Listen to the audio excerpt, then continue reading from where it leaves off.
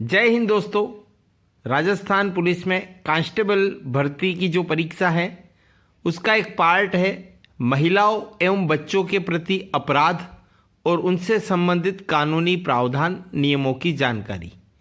यह भाग 6 में पूछा जाएगा।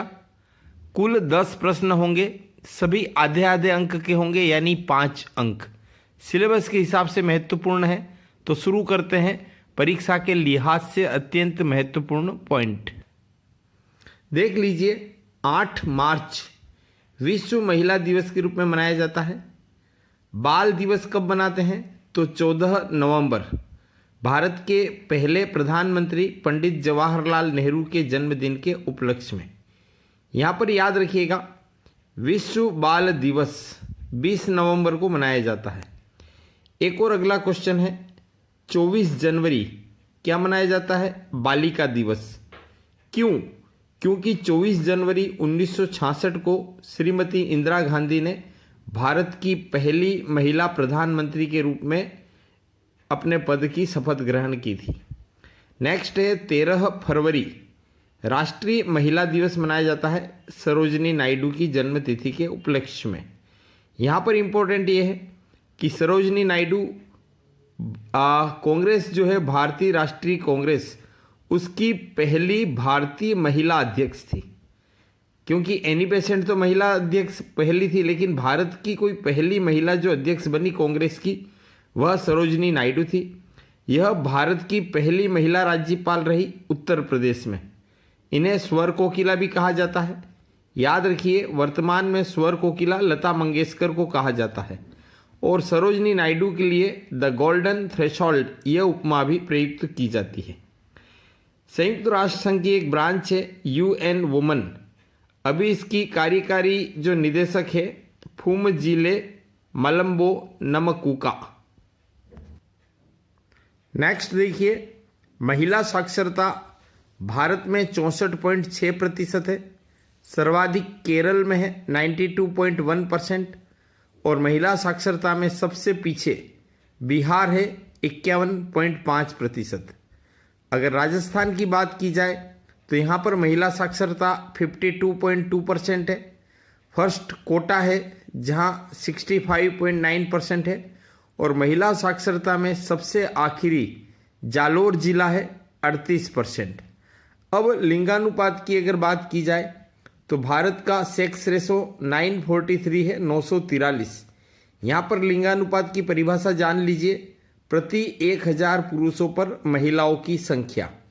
पहले स्थान पर भारत में केरल है जहाँ का लिंगानुपात 1084 है और अंतिम स्थान पर हरियाणा है 879। वहीं पर राजस्थान का लिंगानुपात 928 है। फर्स्ट डूंगरपुर जिला है 994 अधिकतम और आखिरी है धौलपुर जिला 841। यहाँ पर याद रखिए, डूंगरपुर एक जनजातीय बहुल जिला है और जनजातियों में महिलाओं की स्थिति अच्छी होने से वहाँ लिंगानुपात भी सर्वाधिक है। अब 0 से 6 आयु वर्ग के बच्चों का लिंगानुपात देख लीजिए। भारत में 919 है। इसमें पहले स्थान पर मेघालय है और अंतिम स्थान पर हरियाणा है। जहाँ राजस्थान की बात की जाए तो 0 से 6 आयु वर्ग में लिंगानुपात 888 है, जिसमें सर्वाधिक बांसवाड़ा और प्रतापगढ़ में है और सबसे कम झुंझुनू जिले में है।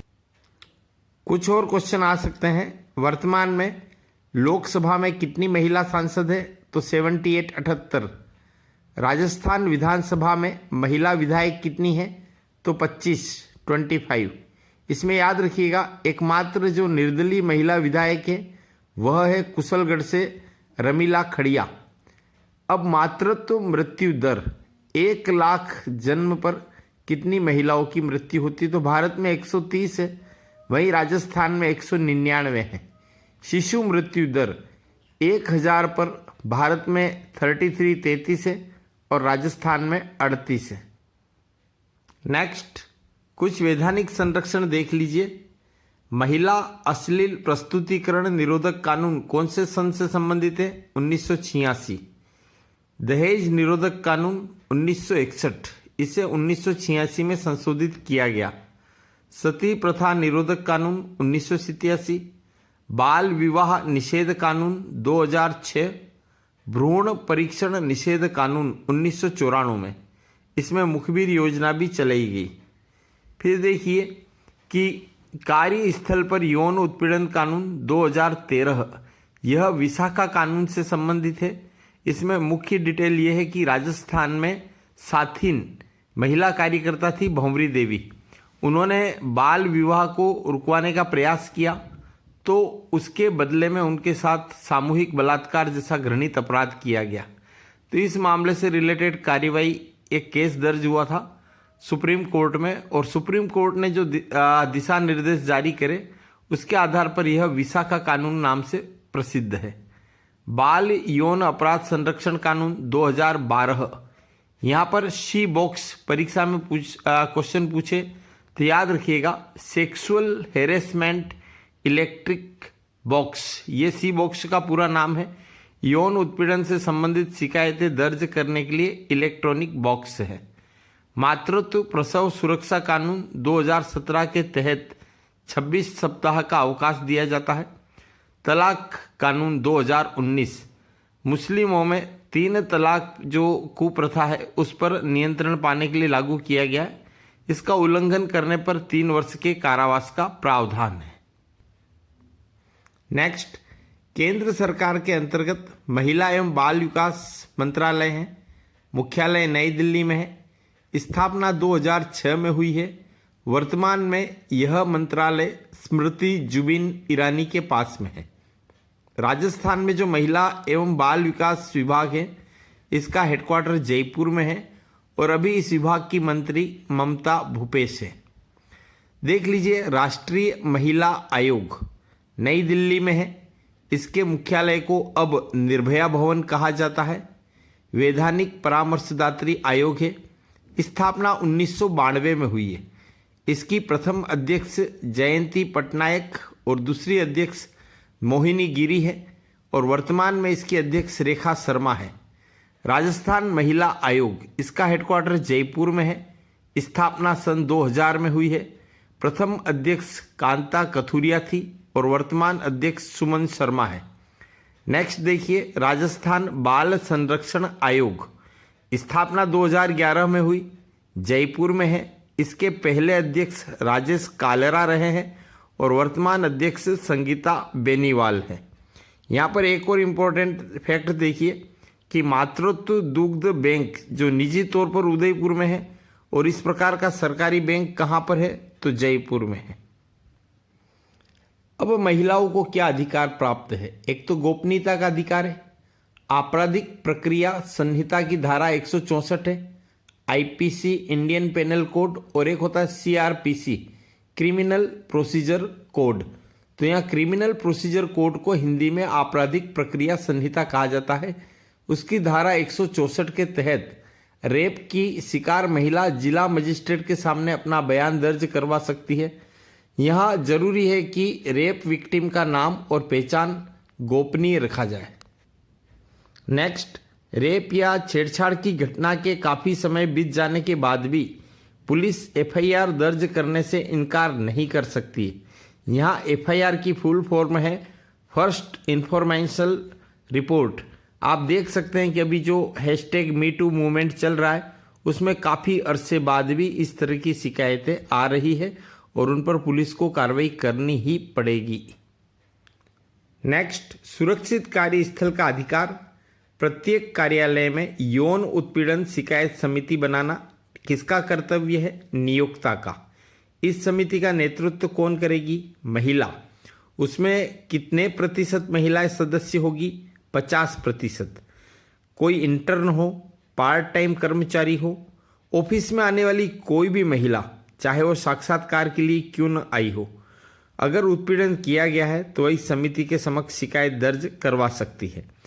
अब शिकायत के लिए अधिकतम कितना समय है? 3 माह की अवधि में अपनी लिखित शिकायत दे सकती है।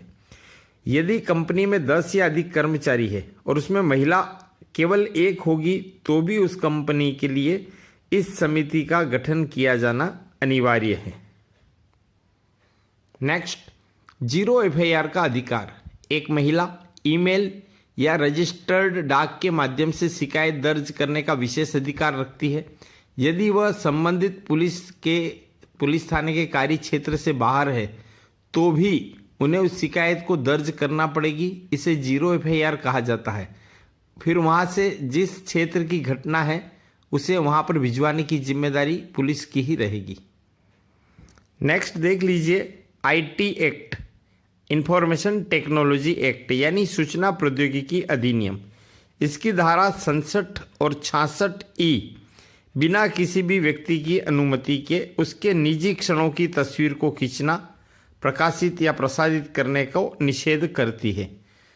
इसमें आपराधिक कानून संशोधन अधिनियम 2013 की धारा 354C के तहत किसी महिला की निजी तस्वीर को बिना अनुमति के खींचना या उसे शेयर करना यानी साझा करना अपराध माना जाता है।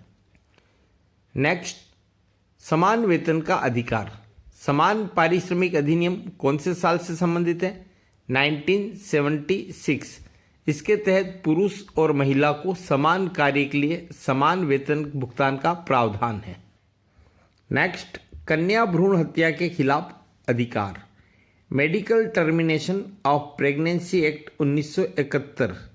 यह मानवीयता और चिकित्सा के आधार पर रजिस्टर्ड जो डॉक्टर्स हैं उन्हें एबॉर्शन का अधिकार देता है। PCPNDT लिंग चयन प्रतिबंध अधिनियम 1994 गर्भधारण के बाद लिंग चयन पर प्रतिबंध लगाता है।